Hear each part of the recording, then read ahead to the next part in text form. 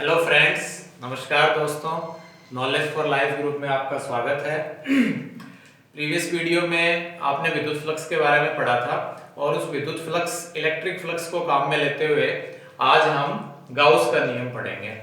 तो सिंपल सा टॉपिक है दोस्तों, गाउस का नियम आपको अच्छे से समझ में आ जाएगा।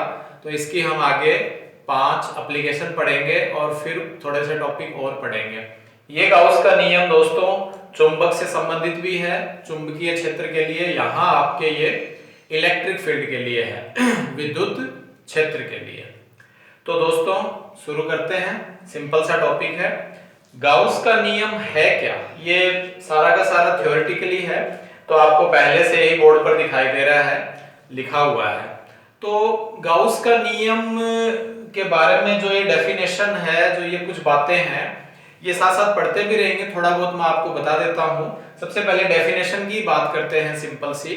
जैसे गाउस के नियम के लिए हम सबसे पहले एक क्लोज्ड सरफेस लेंगे, एक ऐसी सरफेस लेंगे, एक ऐसी सतह लेंगे जो चारों ओर से बंद हो, क्लोज्ड हो, ठीक है, और उसका आयतन निकले। क्लोज सरफेस होगी तो आयतन निकले। जैसे मान लीजिए मैं इस कमरे में हूं, तो ये क्यूब है या क्यूबॉइड है, या कोई सिलेंडर भी ले सकते हो, कोई कोन भी ले सकते हो, तो कोई ना कोई आपके वो क्लोज्ड सरफेस होनी चाहिए। अब उस क्लोज सरफेस के अंदर जितने भी आवेश हैं, जैसे क्लास में यदि हम हैं और क्लास के अंदर इस तरह से माने कि एक कमरा है, एक रूम है, क्लासरूम है जिसके अंदर हम बैठे हैं और उसके अंदर खूब सारे आवेश हैं, यानी खूब सारे स्टूडेंट्स हैं, Q1 Q2 Q3 Q4 dot dot dot dot dot Q1। इस तरह से यदि हम समझें क्लास की फीलिंग्स लेते हुए, तो दोस्तों वो जो आवेश हैं सारे के सारे, वो आवेश जब छुट्टी हो जाती है, जब हम जाने का प्रयास करते हैं इधर उधर, तो अलग अलग क्लासरूम जो डोर्स बने हुए उनसे जाएं, या मान लीजिए और कोई अदर साइड से यदि हम जाते हैं, तो वो जो चार्ज है, आवेश है, वो मूव करेंगे तो इलेक्ट्रिक लाइन ऑफ फोर्स, विद्युत बल रेखाएं, और विद्युत बल रेखाएं यदि किसी पृष्ठ के लंब गुजरे, यानी passes through perpendicular any surface, तो वो क्या बन जाता है दोस्तों, विद्युत फ्लक्स।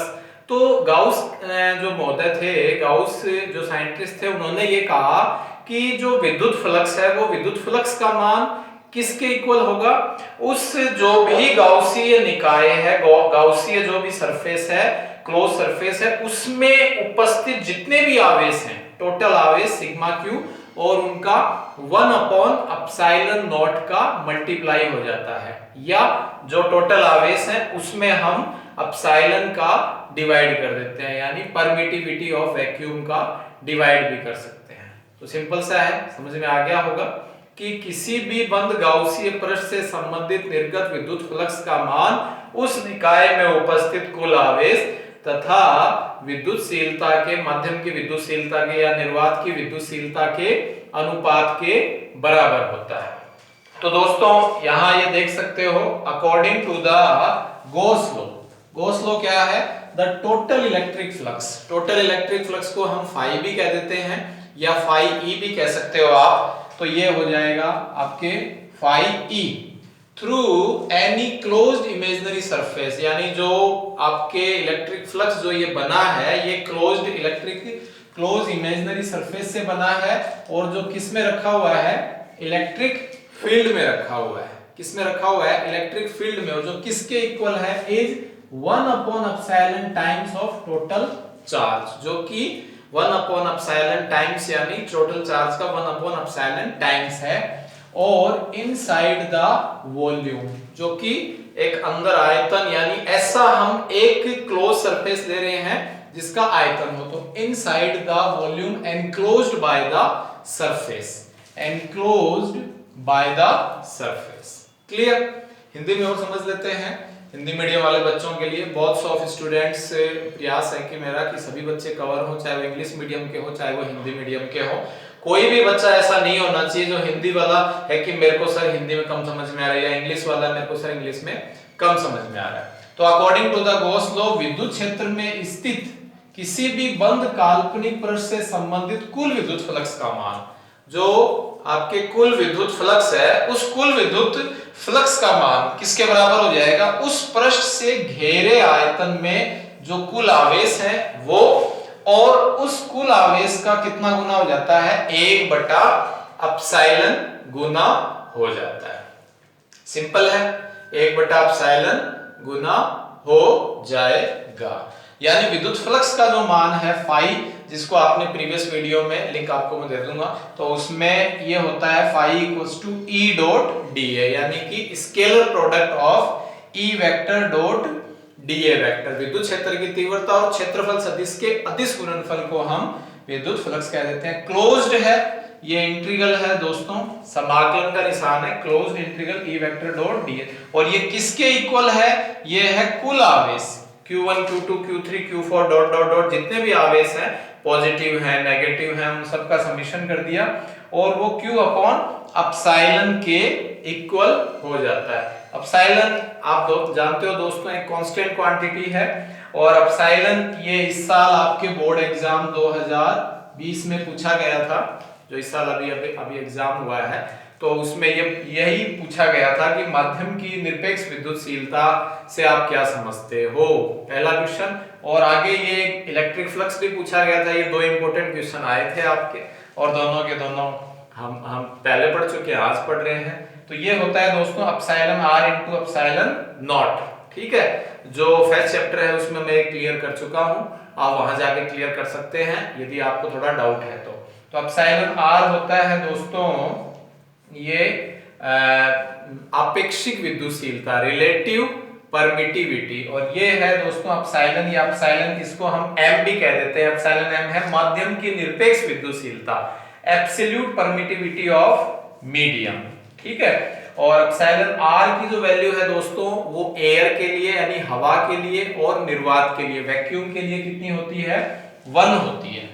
कितनी होती है? 1 होती है। तो अब आपके epsilon equal to epsilon m, epsilon भी लिख सकते हो एप्सिलॉन m, और वो किसके इक्वल हो जाएगा? यदि ये 1 है तो एप्सिलॉन नॉट के इक्वल हो जाएगा। तो इसीलिए देयरफॉर फार्मूला बन गया phi equals to E dot dA equals to Q upon epsilon naught. Q it mean total charges, तो phi equals to Q upon epsilon naught हो जाएगा। तो सिंपल है, आई थिंक क्लियर हो गया होगा। अब दोस्तों इसके अंदर में थोड़ा सा एक जनरल एग्जांपल लेके हम बात करें। गुरु द्रोणाचार्य थे, वो अपने शिष्यों को धनुर्विद्या सिखा रहे थे, धनुष चलाना सिखा रहे थे। तो उसके अंदर अलग अलग आए, सबसे पहले युधिष्ठिर को बुलाया, बोला हाँ ये धनुष लो और सामने तीर मारो, आपको क्या दिखाई दे रहा है? तो युधिष्ठिर बोले कि साहब मुझे तो पेड़ दिखाई दे रहा है, आगे पर्वत दिखाई दे रहे हैं। बोला अच्छा ठीक है। फिर उसके बाद में वो जितने भी आए, भीम बोले साहब बोलो गुरुजी मुझे तो सामने फल दिखाई दे रहे हैं। नकुल आए, सहदेव आए, ठीक है, अर्जुन आए। तो अर्जुन ने क्या कहा? बोला कि गुरुजी मुझे तो सामने एक पेड़ के ऊपर चिड़िया है और उस चिड़िया की केवल और केवल आंख दिखाई दे रही है, उसके अलावा मुझे कुछ दिखाई नहीं दे रहा है। मतलब जो लक्ष्य है, टारगेट है, वो केवल मुझे दिखाई दे रहा है, इसके अलावा आसपास की जो चीजें हैं उससे मैं बिल्कुल भी विचलित और भ्रमित नहीं हो रहा हूं। ऐसा गुरु द्रोणाचार्य ने समझा और उन्होंने यह जो अर्जुन ने बताया तो बोले तीर चला दो और उनको धनुर्विद्या सिखाई। तो कहने का दोस्तों क्या है कि ये जो गॉस का नियम है ये केवल और केवल डिपेंड कर रहा है, फोकस कर रहा है किस पर? इस पर, क्यू पर।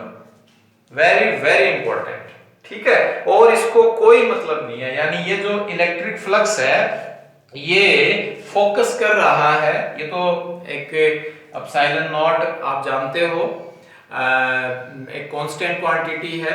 एप्सिलॉन नॉट क्या हो जाएगी? ये माध्यम की निरपेक्ष विद्युतशीलता, ये निर्वात की है, और इसकी वैल्यू भी आप जानते हो 8.85 into 10 की power -12 coulomb square upon newton into metre square. तो ये जो विद्युत फ्लक्स है, ठीक है, जो गॉस लॉ के द्वारा हम विद्युत फ्लक्स ले रहे हैं या विद्युत फ्लक्स के द्वारा इलेक्ट्रिक फील्ड ले रहे हैं, ये only depend the Q. Q क्या है? उस जो भी आपके पक्षी था, जो भी बर्ड्स था, उस बर्ड्स की आंख है, ठीक है। तो वो आपका टारगेट है, वो आपका यहां समझने का है, वो ये है क्यू, आवेश। तो इसी के आधार पर ही ये सारा का सारा जो 5-6 पॉइंट यहां लिख रखे हैं तो वो हम यहां समझेंगे। तो मैं थोड़ा समझा देता हूं, आपको इजीली समझ में आ जाएगा। ये आपको याद करने की बिल्कुल भी जरूरत नहीं पड़ेगी, आपको याद अपने आप ही यहीं साथ साथ ही याद हो जाएंगे। अब देखिए दोस्तों, हम क्लोज सरफेस की बात कर रहे हैं। क्लोज सरफेस में दीवारें हैं, ठीक है, और चारों ओर से ये सरफेसेस हैं, जो पृष्ठ हैं, दीवारें हैं, ठीक है, और इसकी शेप एंड साइज भी होती है। तो ये सारी की सारी चीजों की हम बात करें। अब यहां देखिए, ये जो फाई है, ये डायरेक्ट जो डिपेंड है वो किस पे डिपेंड है दोस्तों? क्यू पे डिपेंड कर रहा है। किस पे डिपेंड है? फाई जो है वो डिपेंड है क्यू पे, ठीक है। तो क्यू पे डिपेंड है, इसी की हम बात करते हैं। जैसे मान लीजिए कमरा है और उस कमरे के अंदर खूब सारे स्टूडेंट हैं, खूब सारे आवेश हैं, वो सारे के सारे आवेश एक कोने पर बैठ गए, एक ही कोने पर बैठ गए, सारे के सारे आवेश पूरे कमरे में नहीं बैठे। इसका मतलब क्या है कि जो आवेश हैं उन आवेशों का डिस्ट्रीब्यूशन, ये वाला, और पोजीशन और डिस्ट्रीब्यूशन, यानी आवेश कहां बैठे हैं उस कमरे के अंदर, क्लोज सरफेस के अंदर, गाउसियन सरफेस के अंदर आवेश की पोजीशन कहां है, उनका डिस्ट्रीब्यूशन कैसा है, इससे हमको कोई मतलब नहीं है। उस गाउसियन सरफेस के इनसाइड है, बस उस गाउसियन सरफेस के इनसाइड है, चाहे वो सारे के सारे एक जगह रहें, उनकी पोजीशन कहीं भी रहे, चाहे वो पूरे के पूरे कमरे में बिखरे रहें, इस पर डिपेंड नहीं करता है। केवल किस पर डिपेंड कर रहा है? आवेश होने चाहिए। क्लियर दोस्तों? इसी प्रकार एक ये जो फाई है, इलेक्ट्रिक फ्लक्स है, ये क्यू पर डिपेंड कर रहा है। यदि हम क्यूब ले लें, क्यूबॉइड ले लें, ठीक है, यदि हम सिलेंडर ले लें यानी घन ले लें, घनाभ ले लें, बेलन ले लेते हैं, कोण ले लेते हैं, शंकु ले लेते हैं, शेप और साइज पे भी डिपेंड नहीं करता है। क्लियर? आवेश होने चाहिए, डायरेक्टली डिपेंड ऑन क्यू। तो हम शेप और साइज मतलब हम ये देखें कि पहाड़ है, इधर पर्वत है, ठीक है, पेड़ पौधे हैं, उस पे डिपेंड नहीं है। हमको केवल अर्जुन ने जो देखी थी उस मछली, उस जो भी बैठा था, तोता था या जो कौवा था या और कोई बर्ड्स था, उसकी आंख देखी, तो हमको केवल और केवल चार्ज पर फोकस करना है। क्लियर दोस्तों? तो हमें आवेश पर ध्यान देना है। तो ये शेप और साइज पे भी निर्भर नहीं करता है। हाँ, शेप और साइज हम सिमेट्री ले लेते हैं कि किसी प्रकार की कोई जो है बड़ा छोटा या सभी समान रूप से हो जाए, ठीक है। इलेक्ट्रिक फील्ड जो हम इसके अंदर जो भी अप्लाई करते हैं, वो चाहे आप यूनिफॉर्म लीजिए, चाहे नॉन यूनिफॉर्म लीजिए, चाहे सममित लीजिए, चाहे असममित लीजिए, उस पे भी डिपेंड नहीं करता है, केवल चार्ज पे डिपेंड करता है। एक दोस्तों, यदि ये चार्ज पॉजिटिव है, इलेक्ट्रिक फ्लक्स पॉजिटिव, यदि ये चार्ज नेगेटिव है तो इलेक्ट्रिक फ्लक्स नेगेटिव हो जाएगा। क्लियर? यदि चार्ज ही नहीं है, चार्ज जीरो है या चार्ज है, ठीक है, लेकिन 3 पॉजिटिव चार्ज है, 3 नेगेटिव चार्ज है, मिलके टोटल सम कितना हो गया? 0। तो 0 हो गया तो भी इलेक्ट्रिक फ्लक्स 0 हो जाएगा। तो भी इलेक्ट्रिक फ्लक्स कितना हो जाएगा दोस्तों? 0 हो जाएगा। क्लियर? इसी प्रकार तो यही सारे के सारे पॉइंट दे रखे हैं। यदि हम इस गॉसियन सरफेस लेते हैं, कोई भी एक इमेजिनरी गॉसियन सरफेस लेते हैं, उसमें चार्ज ही नहीं है, तो इलेक्ट्रिक फ्लक्स 0 होता है। तो और दो इंपॉर्टेंट और बातें इसमें, एक तो ये इनवर्स स्क्वायर लॉ का को फॉलो करेगा, गॉस लॉ, यानी कि व्युत्क्रम वर्ग नियम। कहने का अर्थ ये है, जो इलेक्ट्रिक फील्ड हम मेजर करेंगे वो आर स्क्वायर के इनवर्सली होगी। स्क्वायर ऑफ जो डिस्टेंस है r, उसके इनवर्सली होगी, ठीक है। और ये जो दोस्तों फाई है, ये फाई तो डिपेंड करेगा चार्ज पे। चार्ज कौन से? जो गाउसियन सरफेस के इनसाइड है, जो अंदर है, क्लोज्ड जो आपके लूप है, क्लोज जो भी पाथ है, उसके इनसाइड। जबकि इलेक्ट्रिक फील्ड है दोस्तों, वो इनसाइड और आउटसाइड दोनों प्रकार के चार्ज पे डिपेंड करता है। बस ये छोटी सी कहानी। चलो हम इसको और दोहरा लेते हैं। तो ये कुछ नोटिसेबल फैक्ट हैं, ध्यान देने योग्य है कि सबसे पहले है कि total charge enclosed inside a closed surface is positive, then flux will be positive, ठीक है। जो कुल आवेश हैं उनके कारण जो भी enclosed inside the closed surface, जो बंद पृष्ठ के अंदर रखे गए हैं, यदि वो सारे के सारे धनात्मक हैं तो फ्लक्स भी धनात्मक हो जाएगी। नेगेटिव है, ठीक है। यदि ये चार्ज नेगेटिव है तो फ्लक्स भी नेगेटिव हो जाएगी, यदि चार्ज जीरो है तो फ्लक्स भी आपके जीरो हो जाएगी। तो यही है बंद पृष्ठ से परिबद्ध कुल आवेश धनात्मक, ऋणात्मक, शून्य, तीनों का एक साथ बता दिया है। तो विद्युत फ्लक्स का मान भी पॉजिटिव, नेगेटिव और जीरो होगा। क्लियर दोस्तों। सेकंड है position of charge and kinds of distribution does not have any influence the value of flux. ये भी मेरे ख्याल से क्लियर हो गया होगा कि आवेशों की स्थिति कहां है, आवेश इससे हमको कोई मतलब नहीं है। वितरण का प्रकार, डिस्ट्रीब्यूशन किस तरह से है, पूरे कमरे में फैले हुए हैं, क्लोज सरफेस में फैले हुए हैं या फिर एक ही जगह है, के प्रकार का संबंध फ्लक्स पर कोई प्रभाव नहीं पड़ता है। Does not have any influence of the value of flux. उस फ्लक्स पर कोई भी इफेक्ट नहीं पड़ता है। ठीक है। और तीसरा पॉइंट हम ले लेते हैं शेप एंड साइज का। शेप एंड साइज का तो हार्डली इंपॉर्टेंस, ये शेप एंड साइज भी हम बड़ी मुश्किल से कोई इंपॉर्टेंस लेते हैं, इस पे भी डिपेंड नहीं करता है। Shape and size of Gaussian surface, symmetrical surface ले लेते हैं उसके अकॉर्डिंग हम, यानी गॉसियन पृष्ठ की आकृति और आकार, शेप एंड साइज, उसका भी महत्व कम है, उसका भी महत्व दोस्तों कम है। नेक्स्ट पॉइंट है if the close surface have no charge is present.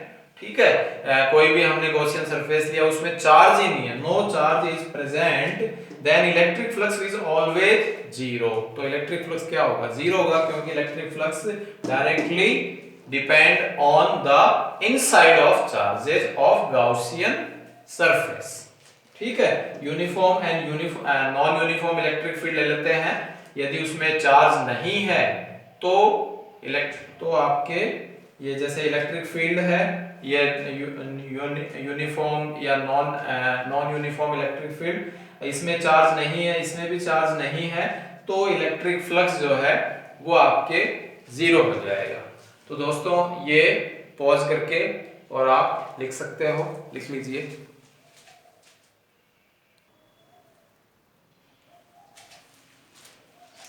अगला है दोस्तों गॉसियन का जो थ्योरम है वो valid only the vector field which only obey the inverse square law, यानी गॉसियन की जो प्रमेय है वो inverse square law, electric field दूरी के वर्ग के व्युत्क्रमानुपाती होती है। ये होता है व्युत्क्रम वर्ग का नियम। जैसे गुरुत्वाकर्षण बल है, विद्युत बल है, चुंबकीय बल है, ये सभी व्युत्क्रम वर्ग नियम का पालन करते हैं, जहां ये दूरी के वर्ग के व्युत्क्रमानुपाती होते हैं। ठीक है। तो गॉसियन के प्रमेय उन सदिशों के लिए वैध है जो व्युत्क्रम वर्ग नियम का पालन करते हैं। क्लियर। और ये जो आपको पहले क्लियर कर ही दिया था कि electric field is value of electric field वो किसके कारण है, ऑल चार्जेस के कारण होती है। ठीक है। किस पे डिपेंड करती है, यानी जो भी प्रोड्यूस होगी, जो भी हम उत्पन्न होगी, वो इनके कारण होती है। ऑल चार्जेस जो इनसाइड भी हैं और आउटसाइड भी है, जो अंदर भी है और बाहर भी है। ठीक है। But electric flux is only due to the charges which inside the enclosed surface, यानी इलेक्ट्रिक फ्लक्स जो है वो निर्भर करती है, वो इलेक्ट्रिक फ्लक्स को हम जब कैलकुलेट करेंगे, मेजर करेंगे, ठीक है, तो वो केवल इनसाइड जो चार्जेस हैं उनके कारण ही होती है। तो यही एक लाइन में कि विद्युत क्षेत्र का मान जो है वो बंद सतह के अंदर और बाहर दोनों तरह जो आवेश हैं उन पर निर्भर करता है, जबकि विद्युत फ्लक्स का जो मान है वो बंद पृष्ठ के केवल और केवल अंदर आवेशों के कारण होता है। तो आई होप आपको गाउस का नियम समझ में आ गया होगा। Thanks for watching, like, share and subscribe.